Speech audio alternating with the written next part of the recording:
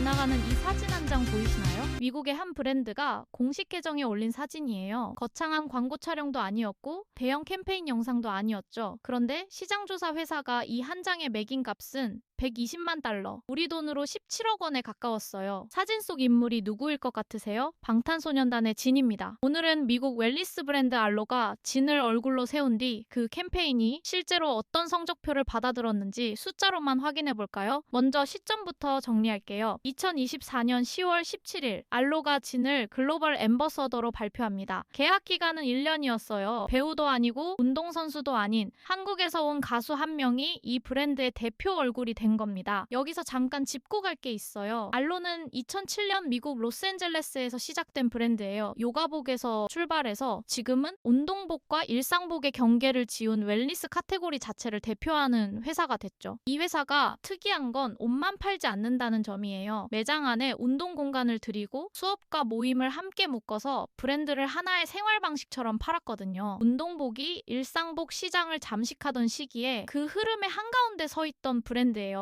그리고 이 브랜드가 그동안 얼굴로 써온 사람들은 대부분 미국 현지의 배우와 모델, 운동선수였어요. 브랜드의 뿌리가 미국 서부의 생활 방식 그 자체였으니까요. 그러니까 이 자리는 원래 한국 가수를 위해 비워둔 자리가 아니었거든요. 그럼 성적표를 하나씩 볼까요? 첫 번째 숫자는 발표 24시간이에요. 발표 하루 만에 발생한 미디어 임팩트 가치가 360만 달러로 집계됐어요. 앞서 말한 120만 달러가 두 번째 숫자인데 이건 게시물 딱 한 개에 매겨진 값이에요. 하루치 성과의 3분의 1이 사진 한 장에서 나왔다는 뜻이죠. 보통 이런 지표는 대형 광고 캠페인이 몇 주에 걸쳐 쌓아 올리는 종류의 숫자거든요. 여기서 말하는 미디어 임팩트 가치는 기사와 게시물 같은 노출을 광고비로 환산해 놓은 값이라 실제로 지출한 돈이 아니라 아낀 돈에 가까워요. 그리고 이 숫자에는 한 가지 특징이 더 있어요. 브랜드가 돈을 들여 만든 캠페인 영상이 아니라 인물 사진 몇 장이 성과의 중심이었다는 점이죠. 제작비가 큰 쪽이 아니라 사람이 큰 쪽에서 숫자가 나온 거예요. 광고를 만들어 파는 업계 입장에서는 꽤 이례적인 성적표였습니다. 왜 이 캠페인은 이렇게까지 잘 작동했을까요? 잠시 생각해보면 이유가 보여요. 알로가 파는 건 옷이 아니라 하루를 보내는 방식이에요. 운동을 하고 잘 자고 자기를 돌보는 생활을 팔죠. 그런데 진은 그 이야기와 이력이 맞아 떨어지는 사람이었어요. 군 복무를 마치고 돌아와 다시 무대에 서는 과정을 대중이 전부 지켜봤으니까요. 브랜드가 말하고 싶은 회복과 지속이라는 주제를 광고 문구가 아니라 그 사람의 시간표가 대신 증명해준 셈이에요. 이유가 하나 더 있어요. 알로가 파는 물건의 성격이에요. 명품 가방이나 시계는 아무리 화제가 돼도 당장 지갑을 열기 어렵잖아요. 그런데 후드 한 벌과 운동복 바지는 마음만 먹으면 오늘 살 수 있는 가격대예요. 그래서 화제가 곧바로 매출로 번역되는 속도가 다르죠. 앰버서더 효과가 숫자로 확인되기까지 몇 달이 걸리는 카테고리가 있고 며칠이면 끝나는 카테고리가 있는데 알로는 후자에 속하는 브랜드였어요. 그런데 여기서 끝이 아닙니다. 숫자는 온라인에만 머물지 않았어요. 2024년 12월 진이 한 예능 프로그램에 입고 나온 398달러짜리 겨울 재킷은 남성용과 여성용이 모두 팔려나갔어요.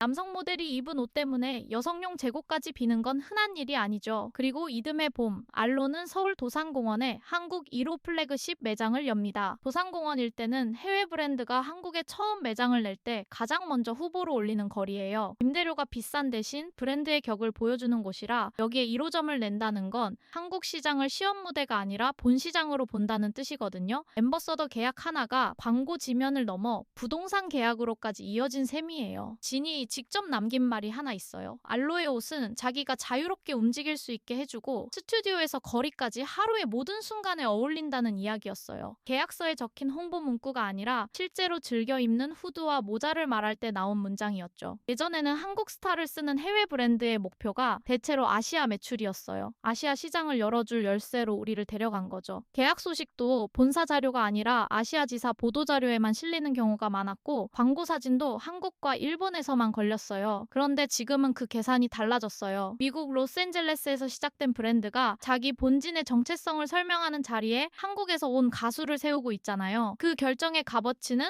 발표 하루 만에 360만 달러라는 숫자로 돌아왔고요. 사진 한 장이 이렇게 멀리까지 간다는 게 아직도 신기하고 조금은 뿌듯하네요. 영상 시청해주셔서 감사합니다. 지금까지 K시그널이었습니다.